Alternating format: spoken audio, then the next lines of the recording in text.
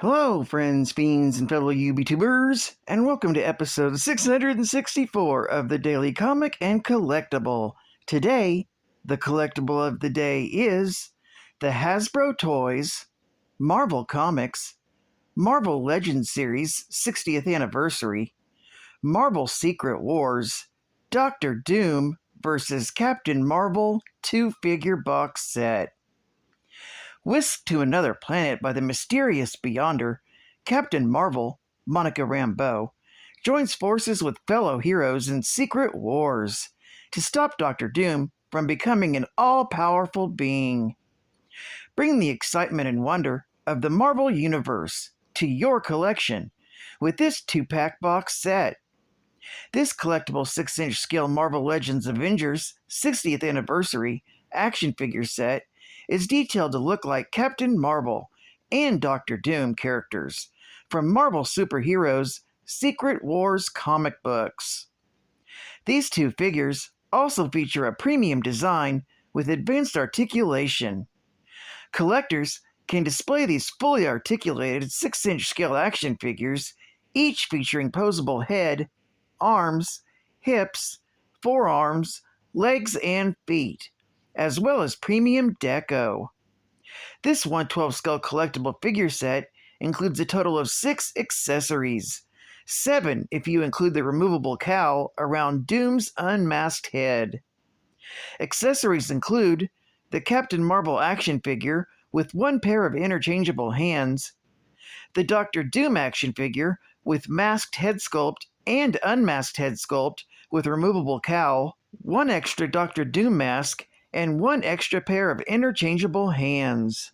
This 2-piece box set comes in a collector-friendly and environmentally friendly package, featuring no plastic waste. This Marvel Legends 60th Anniversary box set was released in July of 2023 by Hasbro Toys.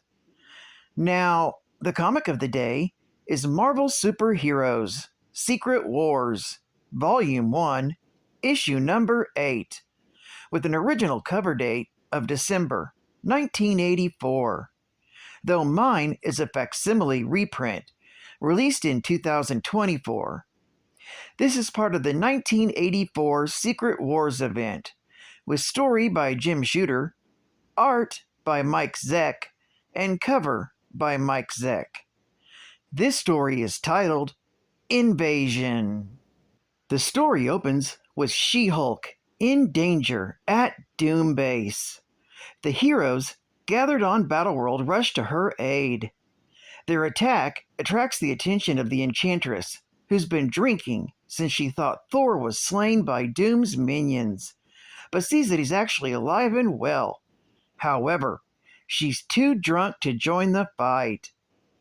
Also hearing the commotion is Volcana, who's still caring for the Molecule Man after he was seriously wounded by Wolverine in an earlier battle. She refuses to leave his side. While down below, in the dungeon, the deranged Claw frees the lizard from his cell.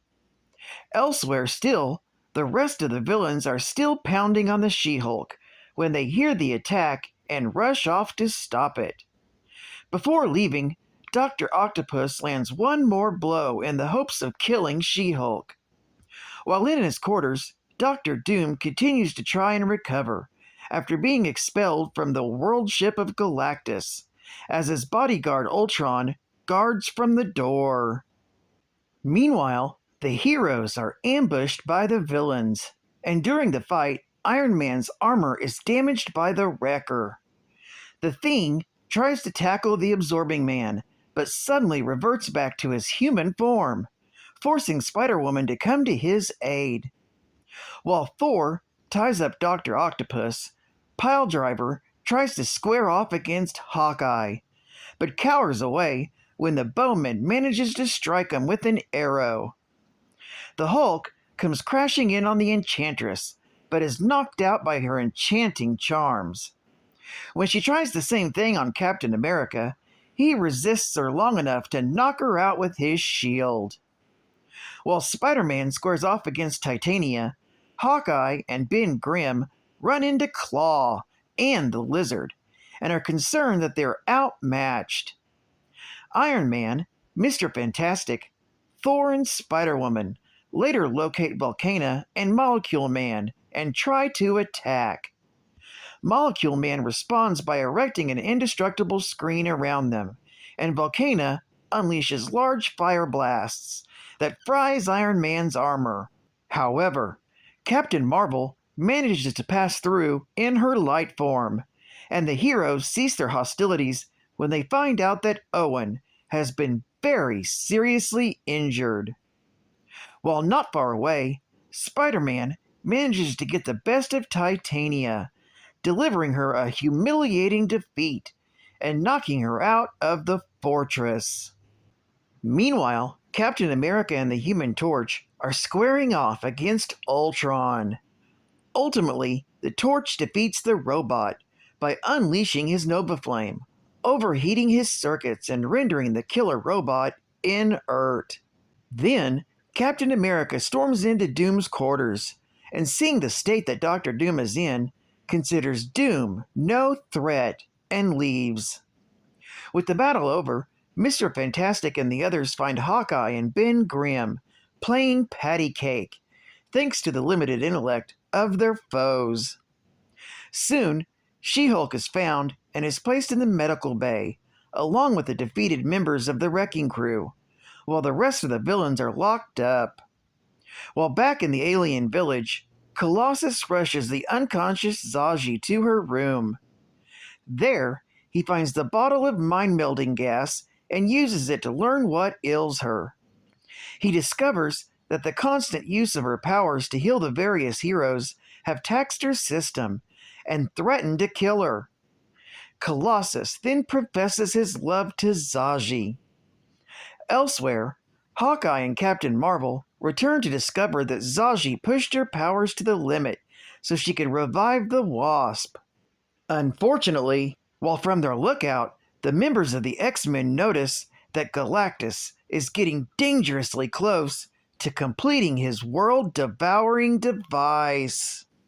Meanwhile, back at Doom Base, Iron Man is impressed that Mr. Fantastic seems unsurprised that an African American is wearing the Iron Man armor. While elsewhere, Spider-Man notices that Thor got a new helmet and cap.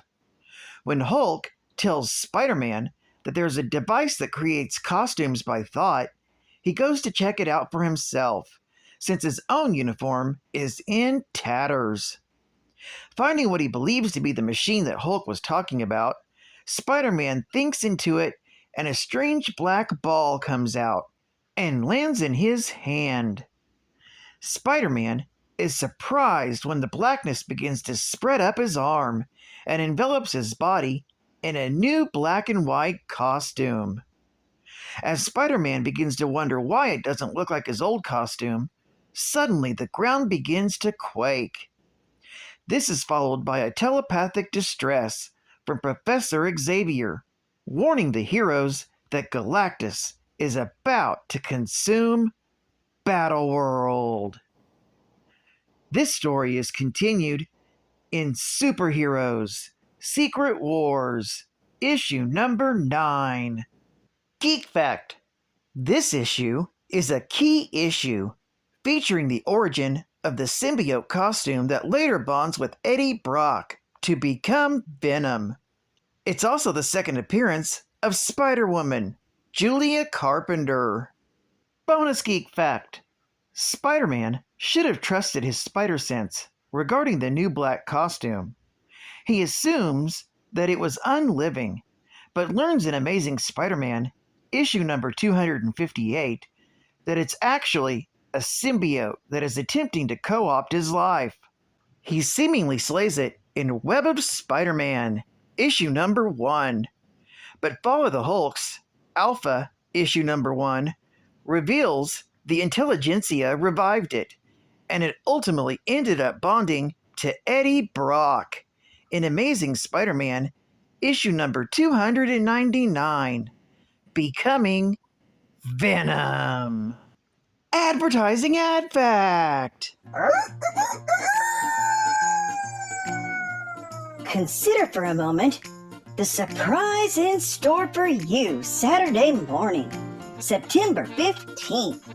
As you lay sleeping, your television suddenly comes alive. Wake up! You're about to see what's coming on NBC. It's a whole new season.